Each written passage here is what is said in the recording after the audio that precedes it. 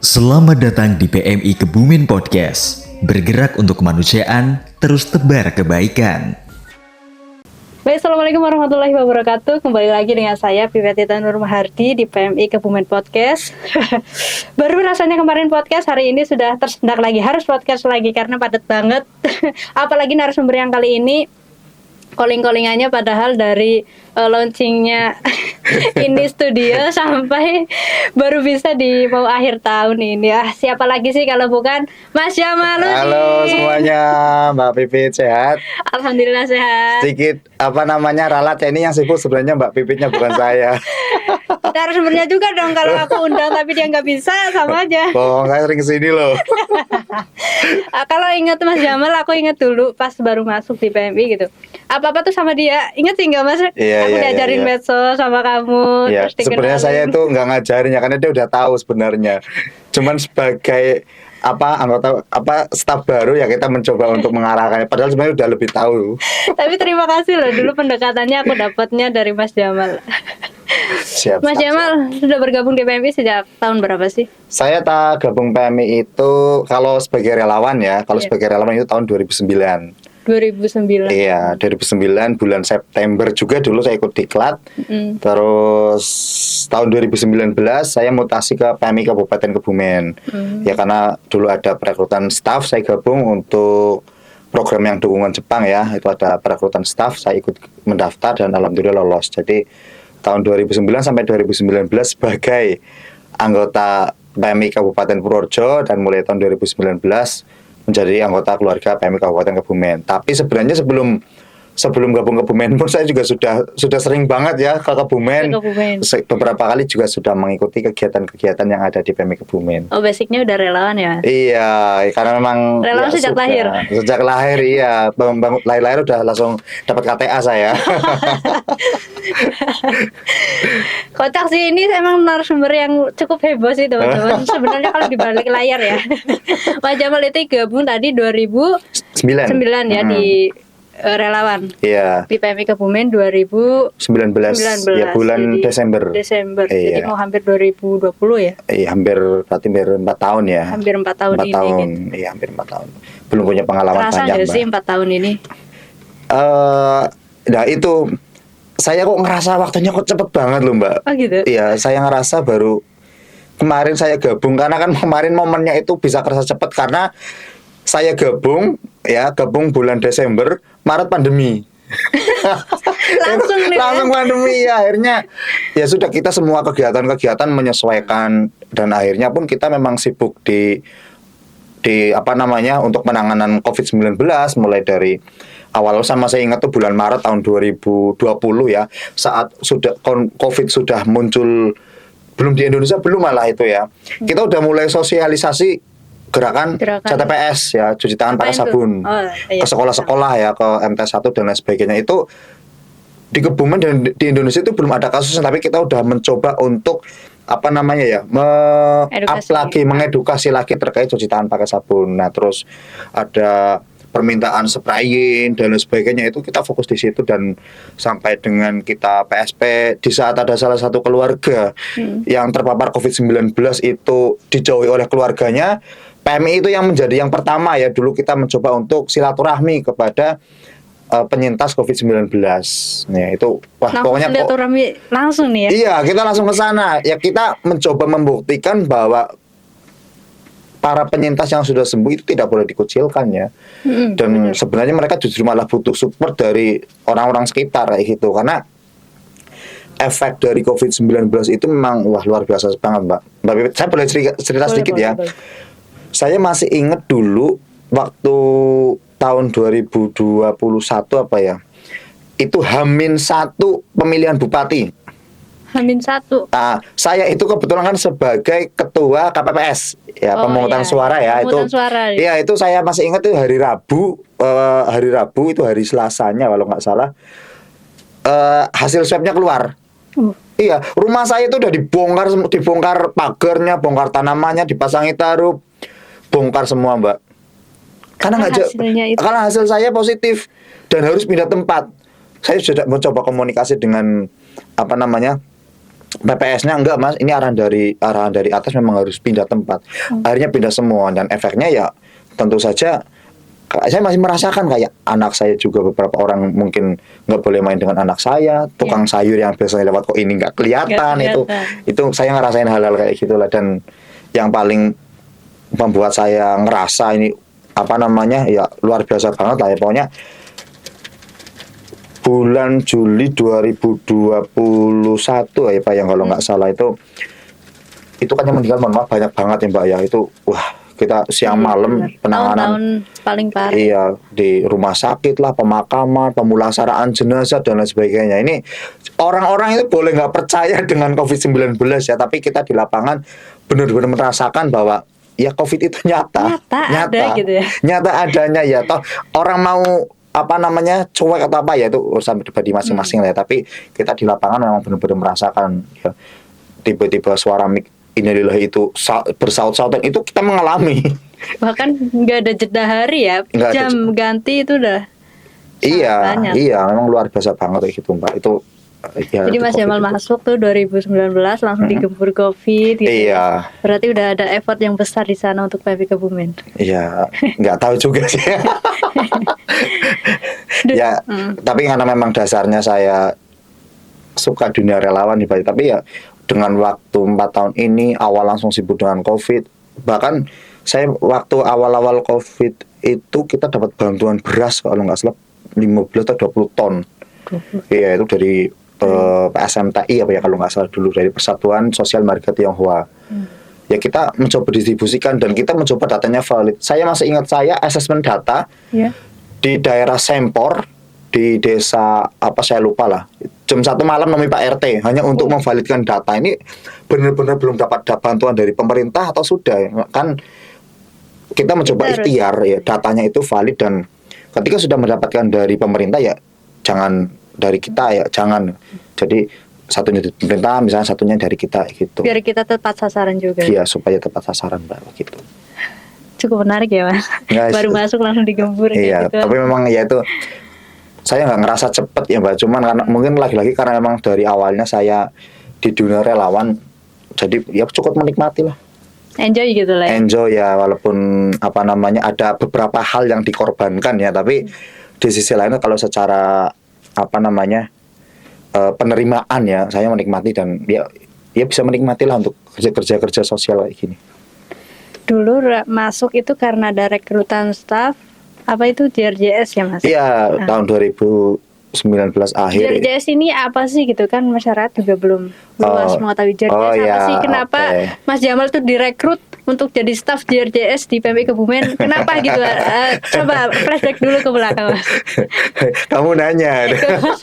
Oke, jadi JRJS itu Japanese Red Cross Society, yaitu Palang Merah Jepang ya. Jadi dari Palang Merah Jepang itu ingin memberikan bantuan kepada PMI Kebumen dalam bentuk program. Ya, bentuk programnya adalah peningkatan kapasitas ya kesiapsiagaan bencana untuk masyarakat di sekolah dan juga desa. Ya, jadi kita punya pilot project di 10 sekolah dan juga 4 desa program, Mbak. Sasarannya berarti di sini adalah sekolah dan masyarakat. Iya, sekolah dan masyarakat. Ya, masyarakat ya harapan kita ya bisa mengimbas kepada seluruh masyarakat Kebumen ya, tapi memang secara target program kita di 4 desa itu di desa Tanggulangin Kecamatan Plirong, desa Tegaretno Kecamatan Petanahan, desa Waluyorojo Kecamatan Turing, dan juga desa Jeladri Kecamatan Buayan. Ini sejak tahun berapa sih Mas JRJS ini bergabung atau bekerja sama lah ya bahasanya itu? Iya. Kalau secara dokumennya itu mulai September 2020 Mbak. 2020. Iya, dan ya itu lagi COVID Mbak. Pas lagi COVID itu lagi ya? COVID iya. Ini juga memang dengan adanya COVID ya muncul kebijakan-kebijakan pembatasan kegiatan dan lain sebagainya, itu ya cukup berdampak juga terhadap timeline kegiatan kita juga gitu, kegiatan yang memang harusnya sudah bisa dilaksanakan di tahun 2020 itu bisa mundur, itu karena lagi-lagi kebijakan berkaitan dengan pembatasan di sekolah dan juga desa juga Mbak. Pak Jamal kan sebagai staf program gitu ya, Yang melatar belakangi adanya Jepang ini mau bekerja sama dengan PMI Kebumen itu apa sih Mas kira-kira gitu ya? Yang melatar belakangi yang saya pahami adalah Kebumen merupakan salah satu wilayah yang memiliki ancaman gempa dan juga tsunami, Mbak. Jadi wilayah Kebumen ya itu kan memang secara bukan hanya Kebumen sebenarnya sih, wilayah pantai selatan ya itu kan memiliki ancaman gempa dan tsunami kayak gitu. Jadi dari Jepang menginginkan ini memang merupakan sebuah objek yang bagus untuk dilaksanakan program. Kenapa? Karena secara kapasitasnya masih, mohon maaf nih, masih kurang, ya kan? Dan ini memang perlu ditingkatkan kayak gitu. Saya awalnya pun apa bener sih orang-orang Kebumen kapasitas terkait bencana itu masih rendah, hingga akhirnya salah satu kegiatan yang saat awal dilaksanakan itu kan ada baseline survei, Mbak. Baseline survei, dan di kegiatan tersebut saya menemui beberapa hal-hal yang menurut saya cukup menarik. Contohnya kayak gini, ketika ada mbak ngertos tsunami mboten mbak, yang ngertos tsunami kepripun ya pas mawon mas kayak gitu. Kebanyakan orang pasti akan berkata seperti itu Mas. Iya, itu memang tantangan kita yang ada ya. Takdir gitu jawab. Nah iya, takdir juga ya. Kalau sebenarnya kalau udah bicara ngomongnya takdir udah selesai semua ya. Karena udah nggak bisa dilanjutkan obrolannya. Tapi ya itu tantangan kita bagaimana mengubah persepsi masyarakat terhadap kebencanaan ini yang tadinya cuek ya dan acuh tak acuh, mereka menjadi mengerti dan bisa siap siaga gitu, baik di sekolah maupun di desa. Nah ini di sekolah juga ada mbak, kita 10 sekolah ya, itu programnya kita juga peningkatan kapasitas juga ya. Kalau bahasa ininya itu Satuan Pendidikan Aman Bencana. Jadi sekolah-sekolah ini mendapatkan program Satuan Pendidikan Aman Bencana dari awalnya dilakukan penilaian mandiri, terus pelatihan, kegiatan PMR, kajian risiko, pembuatan SOP, pembuatan rencana aksi juga, simulasi, dan kita juga sering melaksanakan kegiatan kayak semacam sosialisasi untuk seluruh warga sekolah. Gimana caranya? Minimal ya Mbak, minimal itu mereka itu bisa memahami bahwa ketika ada bencana apa yang harus dilakukan. Ya. Gurunya ngapain? Iya, jangan sampai muridnya bingung, gurunya lari gitu kan. Ini nggak lucu juga kan? Iya, jadi guru itu memiliki tanggung jawab saat bencana, dan bukan hanya saat bencana sebenarnya, tapi dari masa pra, saat, dan juga pasca gitu, Mbak. Karena ada sebelum bencana, ada sesudah bencana, kita harus gimana kan? Itu yang perlu diketahui oleh masyarakat dan sekolah ini ya, Mas. Iya. Respon mereka di sana bagaimana sih akan datangnya program Jepang ini ke sekolah, ke masyarakat gitu? Oh, ya, yang namanya program kebanyakan sih responnya bagus Mbak, responnya bagus dalam artian memang mereka merasa butuh, tapi ada sih satu orang, dua orang yang mungkin menganggap kita ngapa sih kegiatan kayak gitu, wong bencana itu juga nggak pasti kapan terjadinya, malah kalau ada kegiatan kayak gitu malah terjadi beneran ya. Itu ada juga yang seperti itu juga Mbak. Ya itu tantangan di desa lah, itu justru malah menarik dengan adanya hal-hal kayak gitu. Ada juga yang ngomong kayak gitu. Ada ya, yang namanya orang banyak sih ya Mbak ya. Jadi ya bagaimana kita mencoba melakukan pendekatan lah terhadap banyaknya karakter orang ini. Sejauh ini ya Mas, program yang dari Cerdas ini, apa yang udah terlaksana, apa yang belum terlaksana di PMI Kabupaten Kebumen ini? Di sekolah atau di desa? Atau semuanya? Semuanya. Sebenarnya targetnya bukan hanya sekolah dan desa sih Mbak, ada juga lagi di tingkat kantor ya, di tingkat markas itu juga ada. Kalau di sekolah ya kita sudah melaksanakan beberapa tahapan lah, kayak misalkan 10 langkah. Kalau di SPAB namanya ada istilah 10 langkah, bagaimana kita nanti memiliki kayak dokumen-dokumen yang akan digunakan saat bencana, terus peningkatan kapasitas dan lain sebagainya. Jadi kalau di sekolah kita sudah melaksanakan kajian risiko, ya kajian risiko. Jadi beberapa ya sekolah itu mengatakan bahwa daerah itu rawan bencana A, B, C, tapi belum pernah melaksanakan kajian risiko. Nah itu kan apa namanya ya hanya berdasarkan asumsi lah gitu. Jadi kalau ketika ada kajian risikonya dan didokumenkan, itu kan menjadi lebih legal gitu, menjadi legal. Terus juga ada kegiatan penyusunan rencana aksi ya. Sudah dilakukan kajian nih. Nah, rencana aksinya itu apa sih? Misalkan kayak gini, Mbak. Di kajian risiko, sekolah A itu berada di titik rawan tsunami misalkan ya, titik rawan tsunami. Nah, ternyata di situ ketika memang jangan tsunami dulu lah, gempa lah ya, misalnya gempa. Ketika terjadi gempa di sana itu belum ada kayak ketika saya di kelas ada gempa dan gempanya sudah reda, saya harus lari kemana? Ternyata di sekolah itu belum ada arah evakuasi, titik kumpul. Nah, ini menjadi kerentanan, ya kan? Iya. Nah, di rencana aksi berarti misalkan pembuatan arah evakuasi dan titik kumpul, nah, misalkan kayak gitu. Ada juga pembentukan tim siaga bencana, pelatihan untuk siswanya, pelatihan untuk gurunya, terus juga penyusunan SOP, ya itu SOP tadi yang apa, kapan, berbuat apa, jadi semuanya sudah terbagi-bagi, Mbak. Jadi ketika ada gempa bumi, kepala sekolah ngapain, guru kelas ngapain, terus penjaga kantin ngapain, penjaga keamanan ngapain, sisa ngapain, semuanya sudah diatur di situ gitu. Jadi semuanya sudah secara sistematis dan terakhir nanti dilaksanakan simulasi supaya teman-teman juga mengetahui langkah-langkahnya dengan praktik kayak gitu. Jadi SOP yang sudah dibuat dipraktikkan diuji coba melalui simulasi kayak gitu. Jadi sekolah yang sudah disasar oleh program itu yang berarti sekolahnya itu dia udah punya titik kumpul gitu ya, sudah punya arah evakuasi, orangnya gitu ya. Insya Allah untuk jadi goalsnya emang ke situ gitu. Ya, goalsnya ketangguhan ya, goalsnya ketangguhan. Jadi harapan kita semua sekolah target program itu sudah lebih tangguh lah daripada sebelumnya.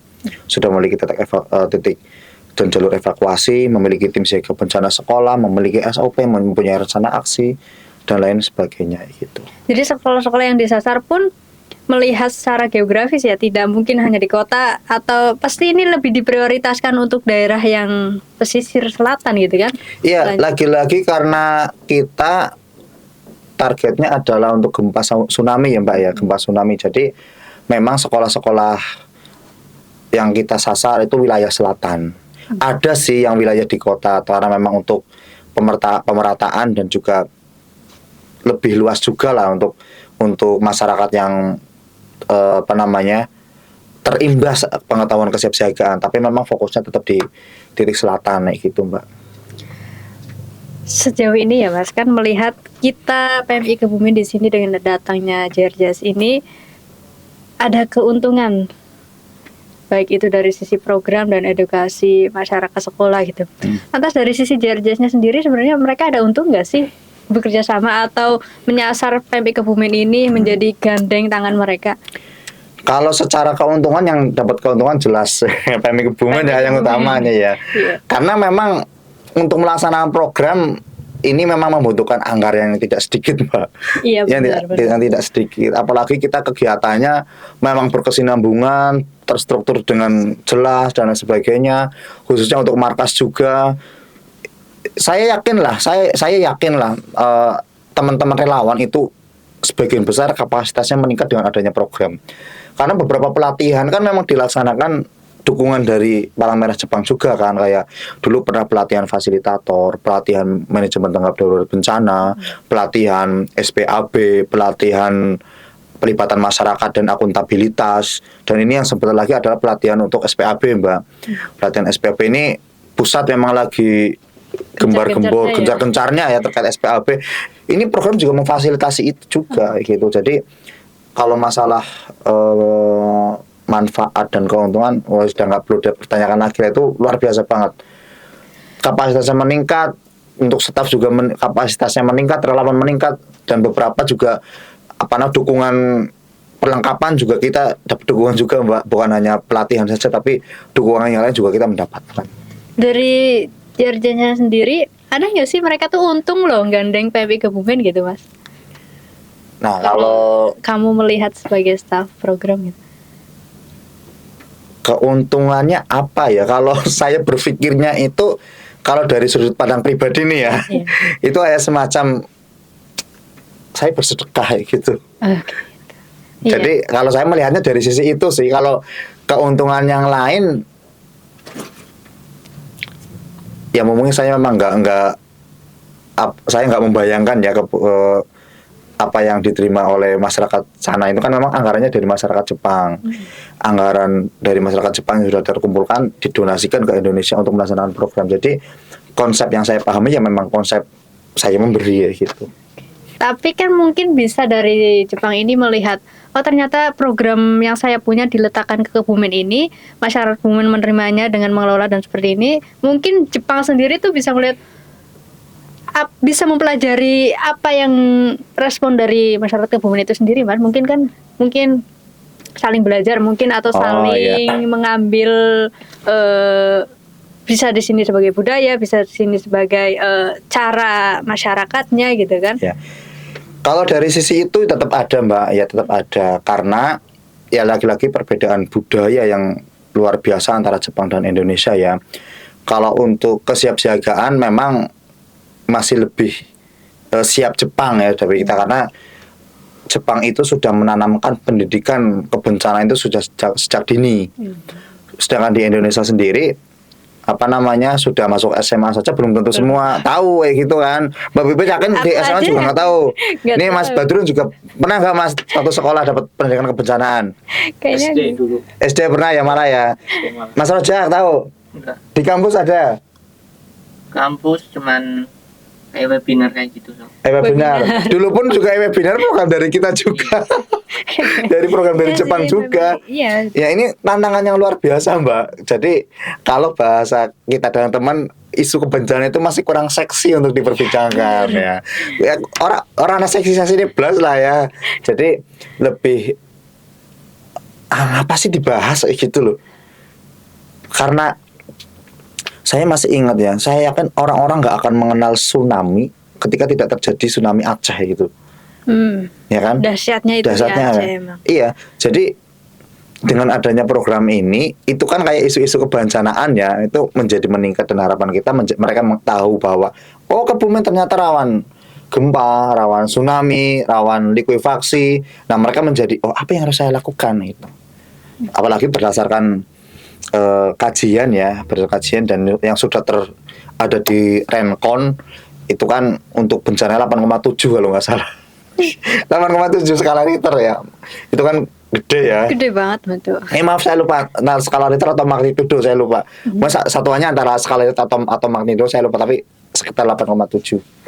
Itu gede itu. Gede banget Mas. Udah. Iya, dan tentu saja kan gempa ada bencananya misalkan ada tsunami dan sebagainya. Dengan adanya program ini ya harapan kita mereka menjadi lebih mengenal itu dan mereka menjadi lebih siaga.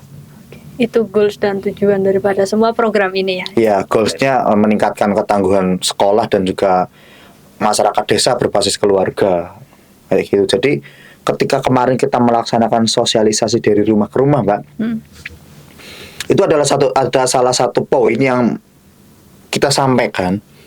Itu tugas ayah ngapain, tugas ibu ngapain, tugas anak-anaknya ngapain saat ada bencana. Oh, punya peran masing-masing. Punya peran masing-masing. Ayahnya ngapain, ibunya ngapain, anaknya ngapain. Jadi hal yang kita sampaikan adalah mereka membuat kesepakatan ya. Ini lagi-lagi tantangan ketika mereka oh ya ini bagus mungkin mereka melaksanakan, tapi beberapa ada yang juga ya sekedar diterima aja gitu. Itu tantangan di desa. Perannya gitu. bapak ngapain, perannya ibu ngapain, perannya anak ngapain Mas? Itu berdasarkan kesepakatan juga sebenarnya ya. Yang Maksudnya udah pernah tersepakat pada saat sosialisasi itu apa? Oke, jadi di sosialisasi itu sudah dijelaskan kayak misalkan contoh tugas ayah melakukan semacam kajian sederhana di rumah ya, ini daerah rawan.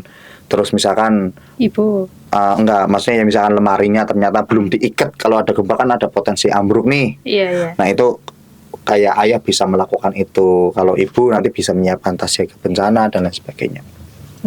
Kalau Gitu. Kalau anak sekarang udah pinter-pinter ya, itu bisa memantau juga, misalkan diberi tanggung jawab untuk menggunakan media untuk mencari informasi juga bisa. rekam gitu. Ya, iya kan. Sekarang banyak aplikasi yang bisa digunakan untuk mengakses informasi terkait kebencanaan ya, bisa Inarix juga bisa, terus info BMKG juga ada, dan ini hobi teman-teman nih pakai Twitter. Tanpa aplikasi buka Twitter biasanya langsung jadi trending topik, dibuka informasinya langsung keluar semua. Sekarang banyak kan TikTok deh mas. Enggak, kalau yang benar-benar update itu biasanya bukan Twitter ya, X ya. X sekarang X. Ya, sekarang X ya. Mengganti Twitter sekarang X. Jadi kayak saya pribadi itu ketika ada gempa buka aplikasi ya, cuman untuk informasi lebih lanjut saya biasanya pasti buka X daripada aplikasi lain. Karena kalau X itu biasanya real time, dalam artian gini. Ada gempa di mana misalkan, ada rumah roboh. Itu malah saya kadang bisa tahunya dari Twitter, karena itu kan berbasisnya basis akar rumput ya, orang-orang yang memang berada di lokasi, orang-orang yang memang mengalami gempa itu kayak gitu. Jadi informasinya lebih Valid cepat lah ya, kayak gitu. cepet. Kalau valid atau enggak, nah itu perlu kita saring. Tapi Ya, yang jelas lebih cepat lah kayak gitu. Kayaknya teman-teman udah nggak pakai X deh. Lu pakai X nggak TikTok ya? Lo Badrun kayak Kelihatan Mas Badrun sama Mas Ojek pasti pakainya TikTok ya. Kita generasi tua pakainya masih X ya. Kamu enggak pakai X juga? sekarang udah jarang buka Udah X. jarang ya. Kebalikannya, kalau saya memang ya paling menarik itu memang X sampai dengan hari ini. Karena aku Gen Z nih mas. Oh, kan saya bilang kita generasi ya. Oke. Jadi banyak sekali program sih yang disasar ternyata ya di Iya. Kebumen ini. Jangka mendekat gitu mas, program apa yang mau dilaksanakan di sini dari JRJS itu? Kemarin minggu kemarin Mbak, itu kita baru penyusunan SOP ya, SOP tanggap darurat bencana. Itu sudah dilaksanakan ini dalam tahap finalisasi. Dan tahap selanjutnya kita akan melakukan simulasi. Nah, kemarin terinformasi untuk pengurus sudah mulai berkomunikasi dengan Pak Kabid ya, Pak Kabid BPBD, Kabid 1 sama Pak Kalak juga sudah menjalin komunikasi untuk pelaksanaan kegiatan simulasi, dan itu insya Allah akan dilaksanakan di Hari Kesiapsiagaan Bencana Nasional di tahun ini ya, berarti Oktober itu. Iya, targetnya Oktober. Itu event yang akan mendatang ya mas? Event yang akan mendatang. Kalau untuk yang sekolah yaitu pelatihan SPAB dan target kita nanti akan yang memang benar-benar kompeten akan kita sertifikasi. Termasuk untuk juga teman-teman staf relawan juga ini akan ada sertifikasi juga ya. Silakan kalau memang okupasinya sesuai dan dilihat syaratnya memenuhi, ikut aja sertifikasi ya. Itu bisa juga. Akan ada sertifikasi. Ada, itu juga ini. dukungan dari Palang Merah Jepang juga. Aku sponsor langsung dari Iya. JRJS. Daftar gue deh. Ini bahasannya kurang opo ya. Daftar ya, iya ya. Dari segi semuanya kita sudah dapat. Dari semuanya, baik PMR, relawan kita untuk markas, desa, semuanya disupport. Ini luar biasa banget. Moga-moga nambah tahunnya. Perpanjang nih ya. Perpanjang ya. Karena selesai di tahun ini ya harusnya. Harusnya sih selesai di September, Mbak. Oh, September tahun ini. Iya, bulan ini harusnya bulan selesai. ini harusnya udah selesai ya? Iya, tetapi karena memang ada kegiatan yang memang belum terlaksana, akhirnya ada perubahan waktu kerjasama. Akhirnya disesuaikan lagi. Ini insya Allah selesai Desember, tapi untuk sampai dengan pelaporan nanti di Maret. Di Maret. Iya.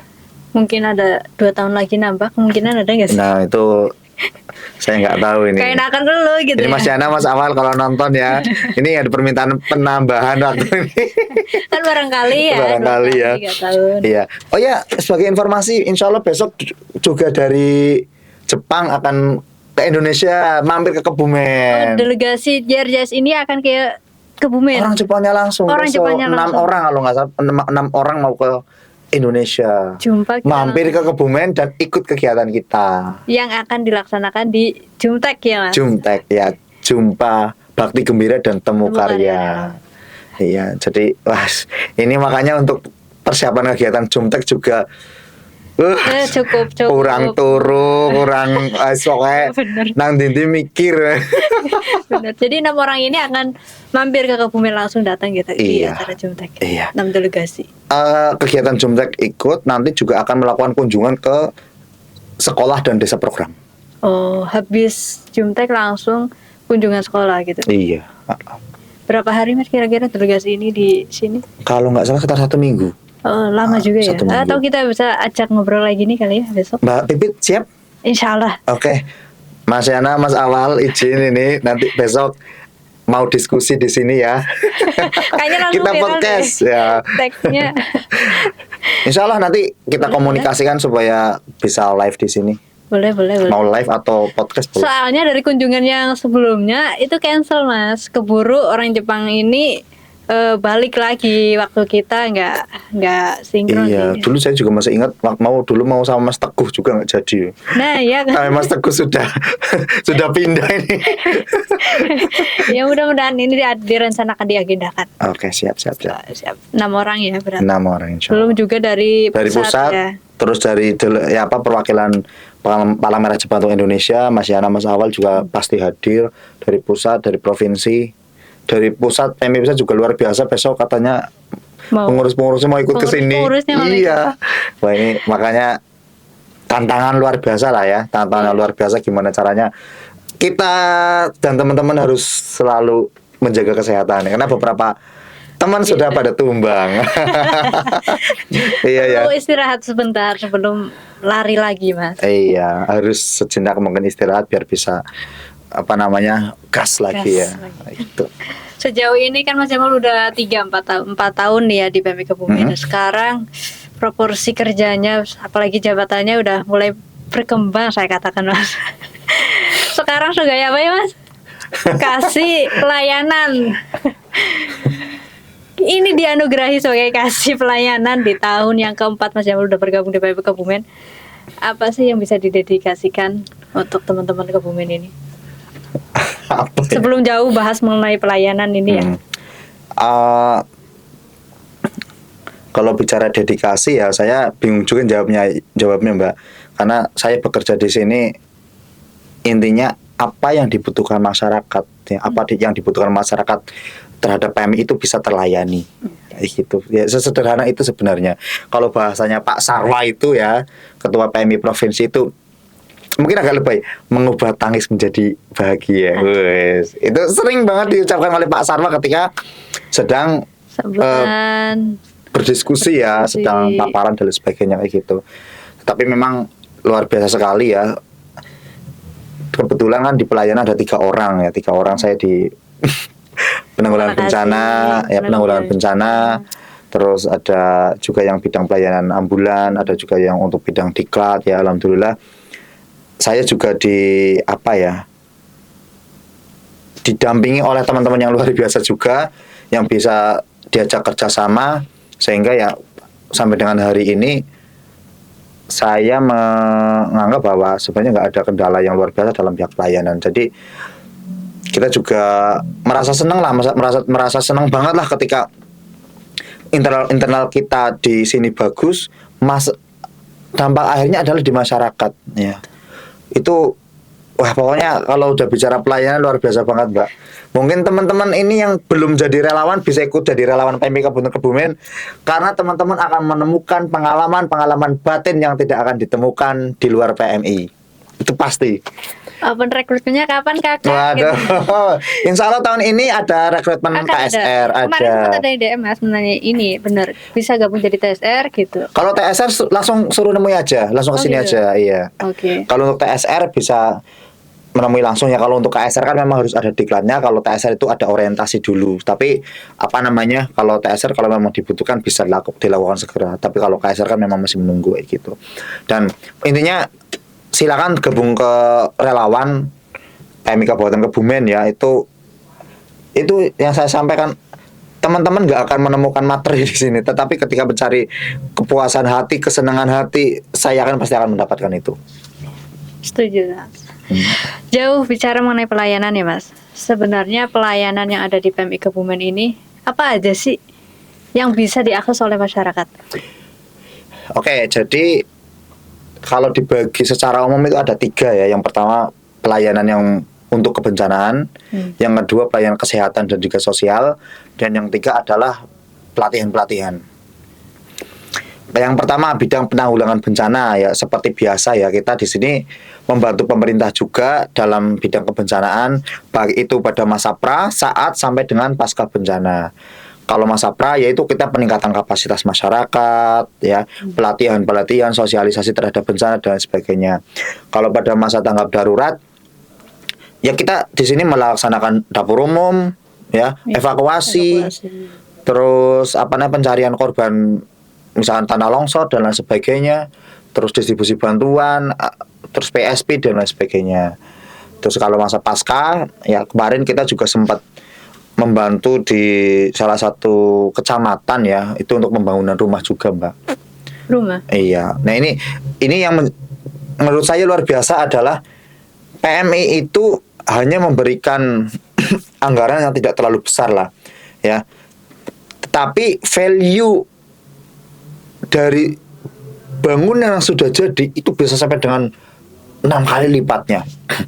Contoh sederhananya adalah, ini langsung nyebutin aja nggak apa-apa ya.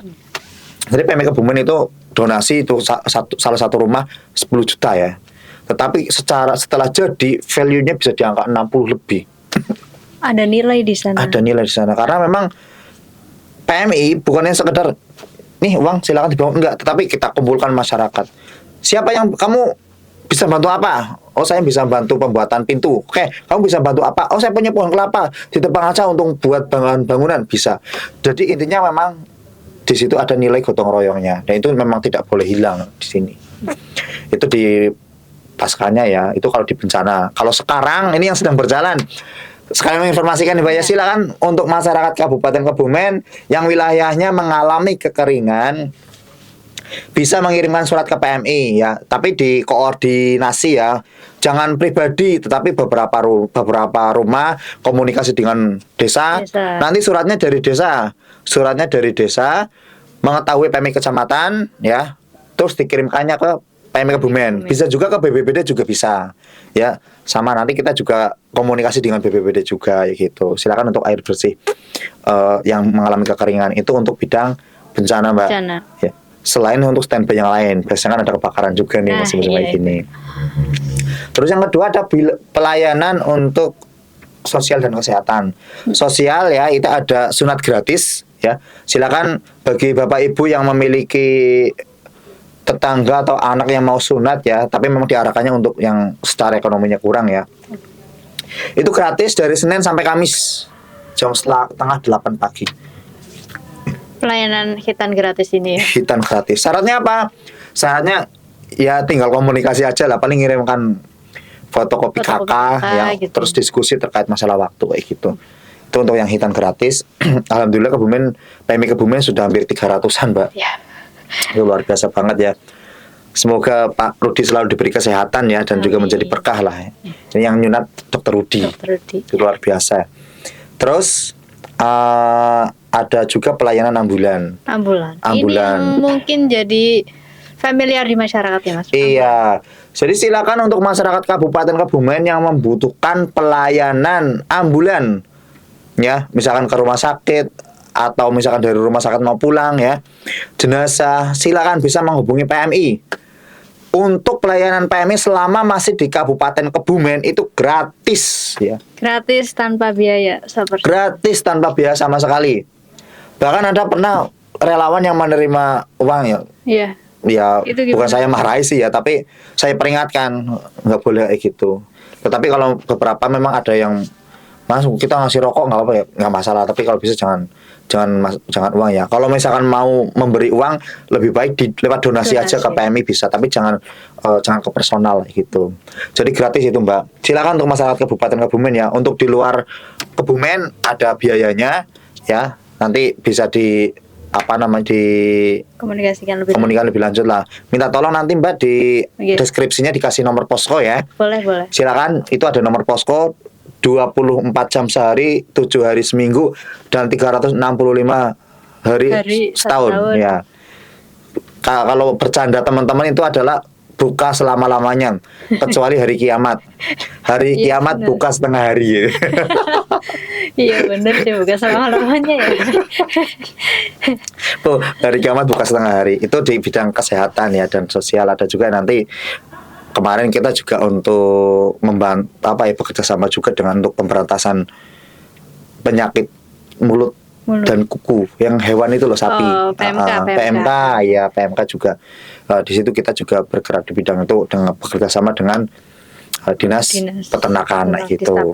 Ya.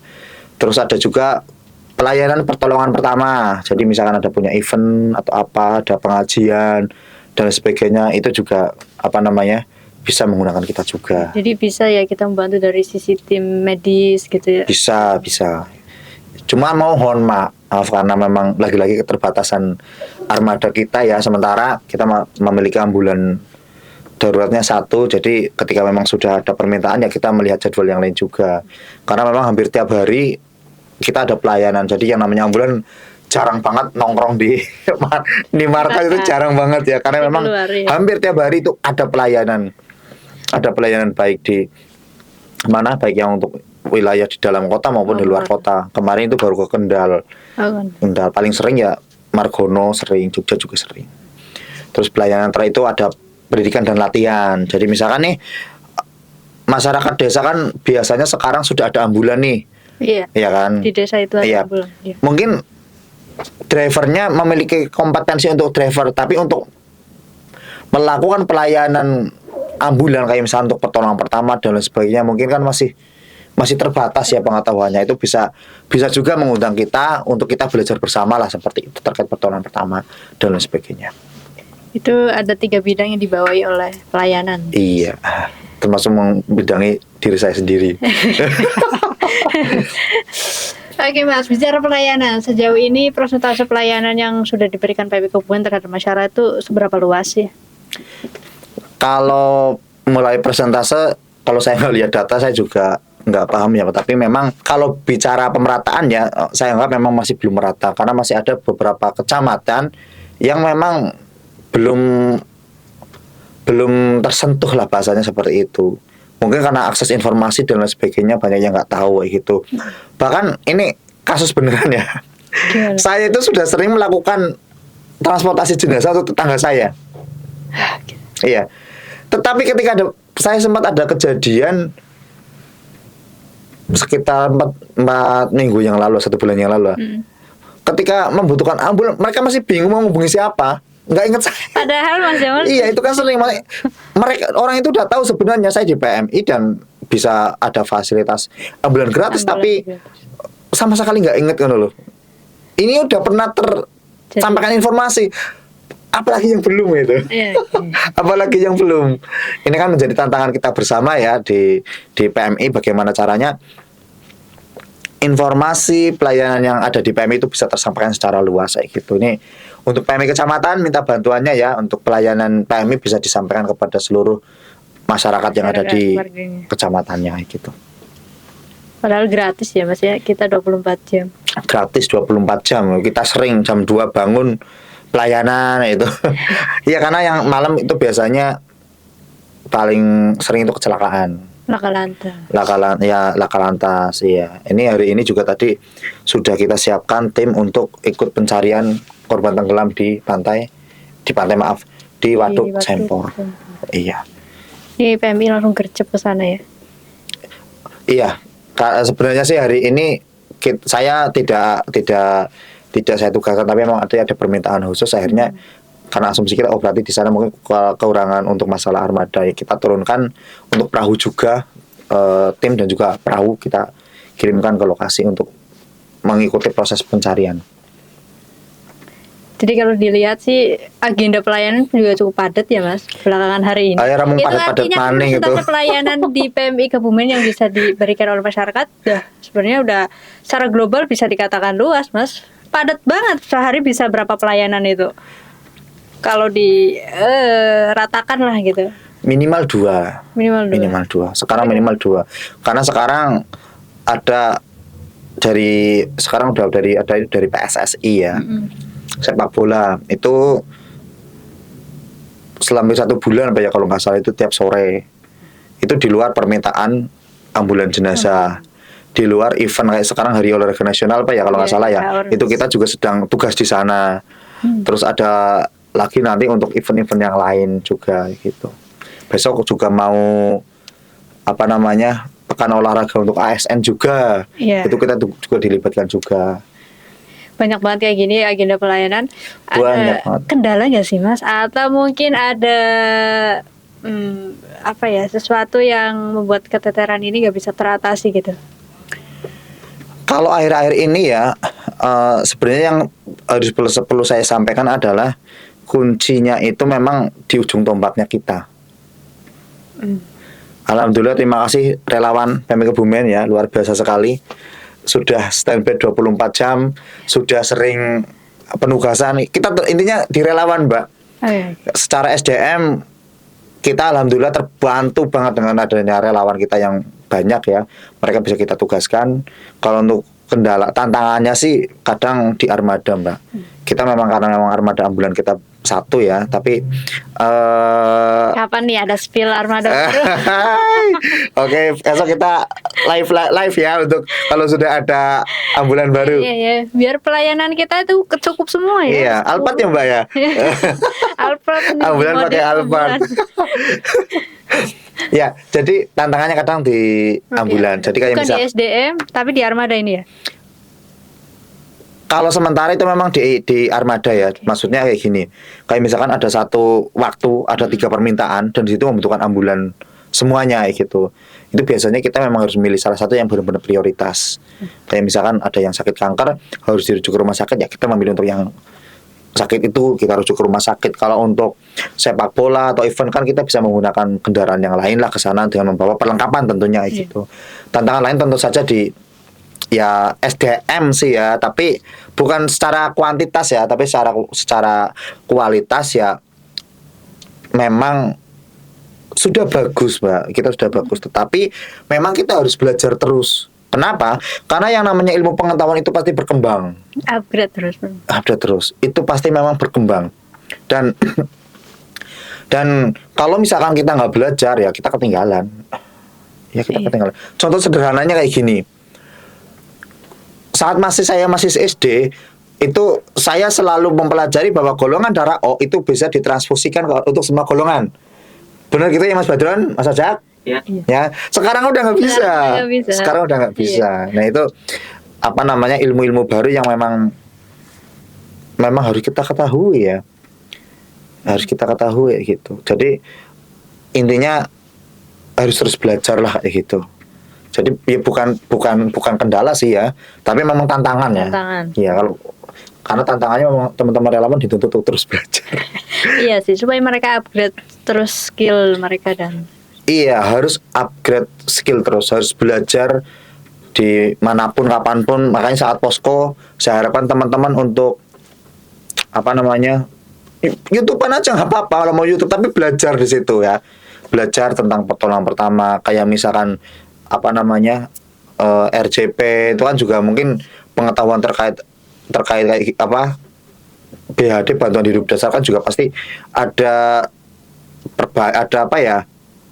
update lah kayak gitu. Jadi ini memang tugas bersama lah, kita memang harus terus berlatih ya. Jangan menunggu difasilitasi oleh PMI untuk berlatih ya. Kalau memang masih bisa mandiri lewat media sosial kan udah banyak. Baca dari situ, buku juga banyak. Relawan terbantu banget ya Mas di tahun ini.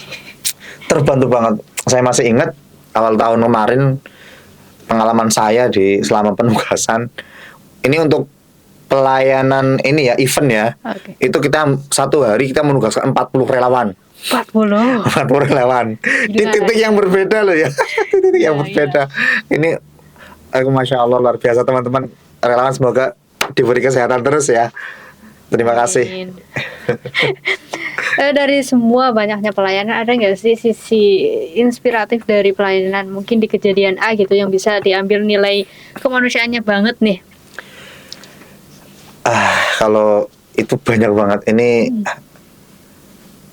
saya nggak cuma 1 kali 2 kali nangis ketika Pasti, pelayanan. iya, pasti. Teman-teman relawan juga nggak cuma 1 kali 2 kali menangis saat pelayanannya. Ada yang misalkan kita ngevakuasi jenazah seorang ibu yang sudah 4 hari baru ketahuan, ya kan? Gimana itu Mas ceritanya? Ya ada lah di salah satu desa lah ya itu. dan bukan cuma sekali gitu. Kita ada seorang ibu yang meninggal baru ketahuan di hari ke-3 atau ke-4 posisi seperti itu, ya kan, ya kita evakuasi. So ini saya cerita sedikit ya. Saya pernah Mbak ngevakuasi, pulang sampai sini saya langsung mandi, saya pulang ke rumah, pulang langsung nyium ibu. Apa yang Saya terjadi? intinya minta maaf gitu. Kenapa? Saya kepikiran, saya ngevakuasi seorang ibu yang udah 4 hari. Mohon maaf ya, aku 4 hari gak ketahuan loh seorang ibu ini. Gimana ya? Akhirnya ya benar-benar saya di pasang evakuasi juga nangis. Terus kita setelah masuk mobil jenazah kita bawa rumah sakit untuk diperiksa di rumah sakit, masuk ruang jenazah. Saya pulang dan langsung nyium ibu. Ada juga ya kejadian lain juga lah, kayak misalkan salah satu warga yang nggak mampu, yang sakit itu seorang tulang punggung keluarga, dari keluarganya untuk makan aja susah, tetapi ayahnya itu sakit kayak gitu. Kita kan harus juga mengantarkan rutin untuk memeriksa. Tapi dia di sisi itu kita muncul, Allah betapa beruntungnya kita lah gitu. Juga kemarin, nah ini yang mungkin ini pengamal ilmu ada Mas Holkon nih sama Mas siapa kemarin yang evakuasi itu di salah satu di salah satu desa lah, itu evakuasi anak umur 6 tahun. 6 tahun atau 5 tahun ya, itu mohon maaf kanker ya. Oh, kanker. Udah kanker gede-gede banget kayak gitu, udah nggak bisa ngapa-ngapain. Saya lihat aja langsung nangis, udah nggak kuat, cuma kan memang tertahan. Dan qadarullah malamnya meninggal. Anak tersebut. Iya. Kita memfasilitasi pelayanan Kenapa?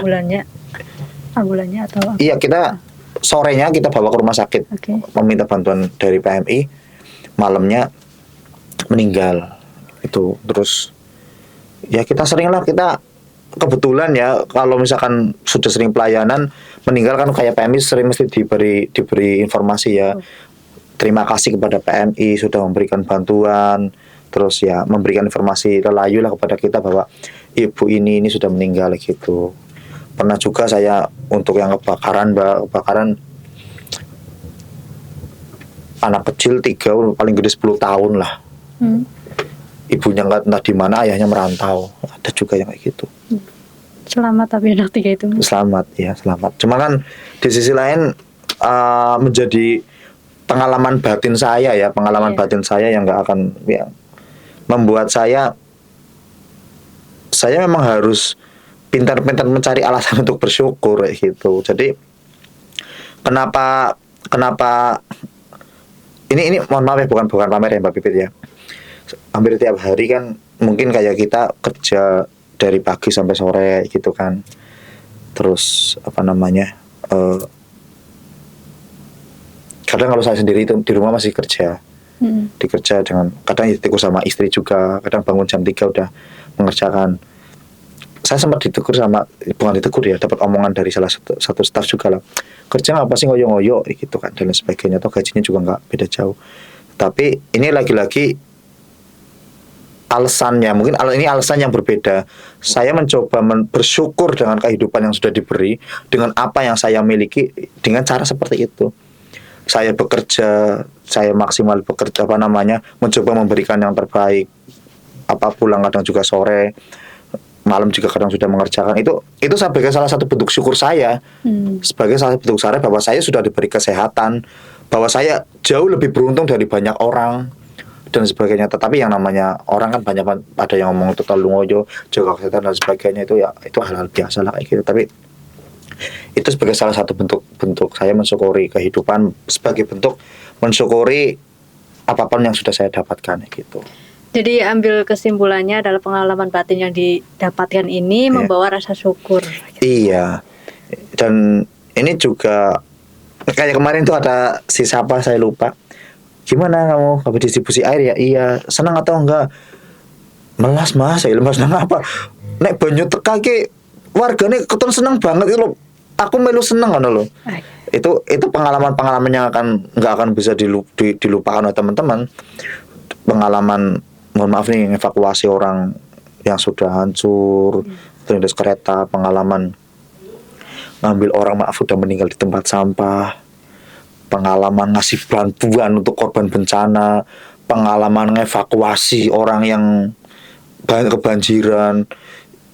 Mungkin dari sisi mata yang terlihat hanya sekedar ya kegiatan. Itu kegiatan yang biasa, tapi kalau teman-teman mengalami sendiri, itu sisi batinnya itu pasti, oh iya ding, saya merasa saya beruntung, saya ya intinya ada pengalaman batin yang itu nggak akan bisa teman-teman dapatkan kalau nggak ikut terjun di lapangan gitu. Inilah value kehidupan sesungguhnya sih sebenarnya. Iya benar. Itulah. Terakhir deh Mas, sejauh ini value udah didapat, baik rasa syukur maupun pengalaman batin yang luar biasa. Yeah. Harapan kamu sendiri sebagai di pelayanan gitu, apa untuk PMI Kebumen nanti ke depannya, dan relawan ini akan bagaimana gitu? Harapan saya sih ya memberi manfaat yang lebih luas lagi, ya, memberi manfaat yang lebih luas lagi dari yang sebelumnya mungkin hanya katakanlah 1 bulan 200 pelayanan atau 300. Harapan kita terus meningkat. Ya, harapan kita terus meningkat. Relawan-relawan juga, masyarakat semakin tergerak untuk ikut jadi relawan, sehingga dengan kapasitas yang kita miliki dan terus meningkat, output akhirnya adalah masyarakat Kebumen yang terbantu dengan adanya kita gitu. Jadi harapan akhirnya adalah masyarakat itu senang ketika mendengar kata PMI. Yang di situ. Quotes deh untuk semangat relawan yang sekarang sedang melakukan pelayanan ke seluruh wilayah Kabupaten Kebumen, baik itu PP maupun laka-laka dan sebagainya, ambulan. Berikan semangat Mas untuk relawan. Aduh, kalau menurut semua saya nggak bisa. Ini saya nggak bisa. Aduh, apa ya? Beri quotes deh, kata-kata gitu, atau kata semangat gitu untuk mereka selalu memberikan pelayanan terbaik buat PMI Kebumen. Apa ya? Ngomong lebih banyak, makan lebih banyak, dan lakukan lebih banyak. Ini slogannya Mas Jamal. Iya. Makan harus lebih banyak. Banyak ngomong, banyak gerak, dan banyak makan. Ya, saya nggak bisa motivasi sih, Mbak. Intinya harapan saya itu untuk teman-teman relawan ya terus belajar lah intinya. Maksudnya saya di sini juga sebagai staf juga kalau nggak belajar pun juga akan ketinggalan sama teman-teman juga, sama nggak beda jauh. Bedanya hanya karena saya mungkin gabung di PMI lebih lama aja, itu kan dulu di relawan, jadi ya bahasannya lebih tua mungkin. Lebih tua, gitu. Gitu aja sih Mbak. Terima kasih relawan, intinya seperti itu ya. Terima kasih relawan, ya semoga selalu diberi kesehatan, selalu ya usianya berkah dan bisa terus menebar manfaat untuk sesama.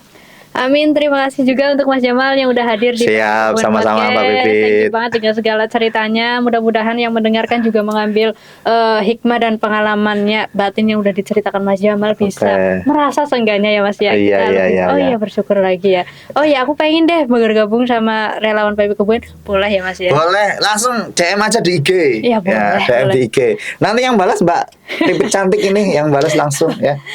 Oke, terima kasih sekali Mas Jamal. Siap, sama-sama Mbak Pipit. Agenda kedepannya lancar. Amin. Pelayanan kita terus beroptimal, semaksimal mungkin memberikan pelayanan terbaik untuk masyarakat Kebumen. Amin. Terima kasih buat masyarakat Kebumen yang mungkin yang sudah mendapatkan pelayanan dari kami. Mudah-mudahan merasakan kemanfaatan itu. Bahwa inilah kami PMI Kabupaten Kebumen terus bergerak untuk kemanusiaan sesama gitu ya Mas Jamal.